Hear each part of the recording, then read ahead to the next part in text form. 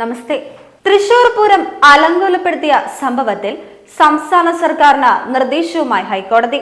അന്വേഷണം 3 മാസത്തിനുള്ളിൽ പൂർത്തിയാക്കി തീരുമാനമെടുക്കണമെന്നും ഈ വർഷത്തെ പൂരം ശരിയായ രീതിയിൽ നടത്തണമെന്നും ഹൈക്കോടതി നിർദ്ദേശിച്ചു. DGPക്കാണ് ഹൈക്കോടതിയുടെ നിർദ്ദേശം. മാനദണ്ഡപ്രകാരവും വ്യവസ്ഥാപിതമായിരിക്കണം പൂരം നടത്തിപ്പുമെന്നും ക്രമസമാധാന പ്രശ്നം ഉണ്ടാക്കുന്നവരെ ഉറുക്കുമുഷ്ടി കൊണ്ട് തന്നെ നേരിടണമെന്നും കോടതി പറഞ്ഞു. ക്രമസമാധാനം ഉറപ്പുവരുത്താൻ സംസ്ഥാന പോലീസ് മേധാവിയുടെ മേൽനോട്ടം വഹിക്കണം. കൃത്യമായ പോലീസ് വിന്യാസം നടത്തണം. ജില്ലാ കളക്ടർ ആവശ്യമായ നടപടികൾ കൈക്കൊള്ളണം എന്നിവയാണ് കോടതി നിർദ്ദേശങ്ങൾ.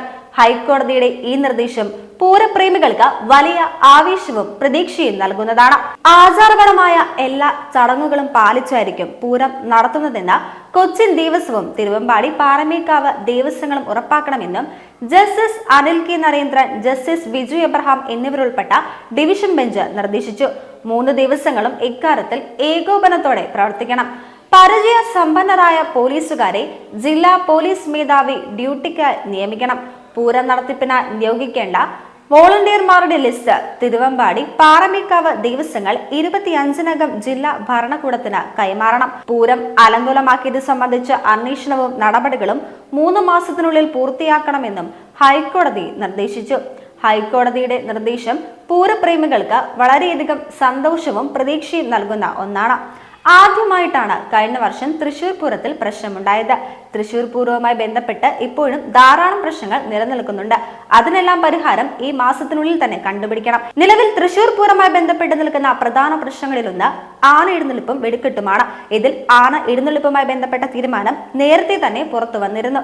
എഴുന്നള്ളത്തിനെത്തുന്ന ആനകളും ജനങ്ങളും തമ്മിൽ 8 മീറ്റർ അകലവും ബാരിക്കേഡും വേണമെന്നത് ഉൾപ്പെടെ കർശന വ്യവസ്ഥകളാണ് കോടതി മുന്നോട്ട് വെച്ചത്. ക്ഷേത്രാങ്കണത്തിലടക്കം ജനങ്ങളിൽ നിന്ന് 8 മീറ്റർ അകലം പാലിക്കാൻ കഴിയുമെങ്കിൽ മാത്രമേ ആനകളെ ഉത്സവത്തിന് അനുവദിക്കാനാവൂ എന്നും ഹൈക്കോടതി നിർദ്ദേശിച്ചത്. തുടർച്ചയായി 3 മണിക്കൂറിൽ കൂടുതൽ ആനയെ എഴുന്നള്ളത്തിൽ നിർത്തരുതെന്ന് ഉൾപ്പെടെയുള്ള നിർദ്ദേശങ്ങളാണ് ഹൈക്കോടതി പുറപ്പെടുവിച്ചിരിക്കുന്നത്. ദിവസം 30 കിലോമീറ്റർ കൂടുതൽ ആനകളെ നടത്തിക്കരുത്. രാത്രി 10 മുതൽ രാവിലെ 4 മണി വരെ ആനയെ യാത്ര ചെയ്യരുത്. രാത്രിയിൽ ശരിയായ വിശ്രമസ്ഥലം സംഘാടകർ ഉറപ്പുവരുത്തണം. ദിവസം 125 കിലോമീറ്ററിൽ കൂടുതൽ ആനയെ യാത്ര ചെയ്യരുത്. ദിവസം 6 മണിക്കൂറിൽ കൂടുതൽ ആനയെ വാഹനത്തിൽ കൊണ്ടുപോകരുത്. വാഹനത്തിന്റെ വേഗത 25 കിലോമീറ്ററിൽ താഴെയാകണം. ആനയുടെ യാത്രയ്ക്ക് ഉപയോഗിക്കുന്ന വാഹനത്തിന്റെ വേഗപ്പൂട്ട് നിർബന്ധമാണെന്നും ഹൈക്കോടതി മാർഗനിർദ്ദേശങ്ങളിൽ പറയുന്നു. ആന എഴുന്നള്ളിപ്പുമായി ബന്ധപ്പെട്ട ചട്ടങ്ങൾക്ക് രൂപം നൽകാൻ ഹൈക്കോടതിക്ക് അധികാരമില്ലെന്നും ഉത്തരവ് പ്രായോഗികമല്ലെന്നും സുപ്രീം കോടതി പറഞ്ഞു. ആന എഴുന്നള്ളിപ്പിലെ നിയന്ത്രണങ്ങൾ റദ്ദാക്കണമെന്നാവശ്യപ്പെട്ട് തൃശൂർ പാറമേക്കാവ് തിരുവമ്പാടി ദേവസ്വങ്ങൾ സമർപ്പിച്ച ഹർജിയിലാണ് സുപ്രീം കോടതി സ്റ്റേ അനുവദിച്ചത്. ആന എഴുന്നള്ളിപ്പ് സംസ്കാരത്തിന്റെ ഭാഗമാണെന്നും ഇത് പൂർണ്ണമായി തടയാനുള്ള നീക്കമാണ് ഹൈക്കോടതി നടത്തുന്നതെന്ന് തോന്നുന്നുവെന്നും ജസ്റ്റിസ് നാഗരത്ന വിമർശിച്ചു. സ്വമേധയാ എടുത്ത കേസിലാണ് ആന എഴുന്നള്ളിപ്പുമായി ബന്ധപ്പെട്ട നിയന്ത്രണങ്ങൾ ഹൈക്കോടതി പുറപ്പെടുവിച്ചിരിക്കുന്നതെന്നും സുപ്രീം കോടതി ചൂണ്ടിക്കാട്ടി. കേസിലെ നടപടികൾ നിർത്തിവെക്കാൻ നിർദ്ദേശിക്കണമെന്ന ആവശ്യത്തോട് ബെഞ്ച് യോജിച്ചില്ല. ഇത് പൂരപ്രേമികൾ കേൾക്കാൻ കാത്തിരുന്ന വാർത്തയാണ്. എന്നാൽ എല്ലാ പൂരപ്രേമികളും കേൾക്കാൻ കാത്തിരുന്ന മറ്റൊരു വാർത്ത വെടിക്കെട്ടിനെ കുറിച്ചാണ്. തൃശൂർ പൂരം വെടിക്കെട്ട് സംബന്ധിച്ച് കേന്ദ്രമന്ത്രി പീയൂഷ് ഗോയലുമായി ചർച്ച നടത്തുമെന്ന് കേന്ദ്ര സഹമന്ത്രി സുരേഷ് ഗോപി പറഞ്ഞു. വലിയ പ്രതീക്ഷയിലാണ് തൃശൂരുകാർ. തിരുവമ്പാടി പാറമേക്കാവ് ദേവസ്വം ഭാരവാഹികളായും കേന്ദ്രമന്ത്രിയുമായുള്ള ചർച്ചയിൽ പങ്കെടുപ്പിക്കുമെന്നും കേന്ദ്ര മന്ത്രിതല ചർച്ചയ്ക്കായുള്ള തീയതി ഉടൻ തീരുമാനിക്കുമെന്നും സുരേഷ് ഗോപി വ്യക്തമാക്കി. ഒരു മന്ത്രി എന്ന നിലയിൽ ചെയ്യാവുന്ന എല്ലാ കാര്യങ്ങളും പരമാവധി ചെയ്തിട്ടുണ്ട്.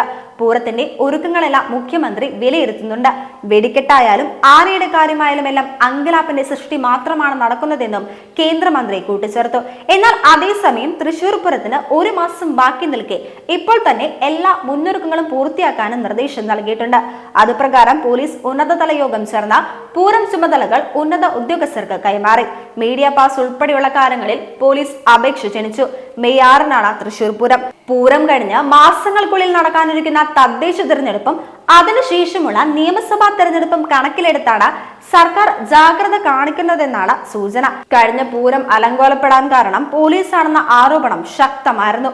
അത് ശരിവെക്കുന്ന രീതിയിലാണ് അന്വേഷണ റിപ്പോർട്ടും പുറത്തുവന്നത്. പൂരം അലങ്കോലപ്പെട്ടതിൽ ത്രിതല അന്വേഷണം പൂർത്തിയായി വരികയാണ്.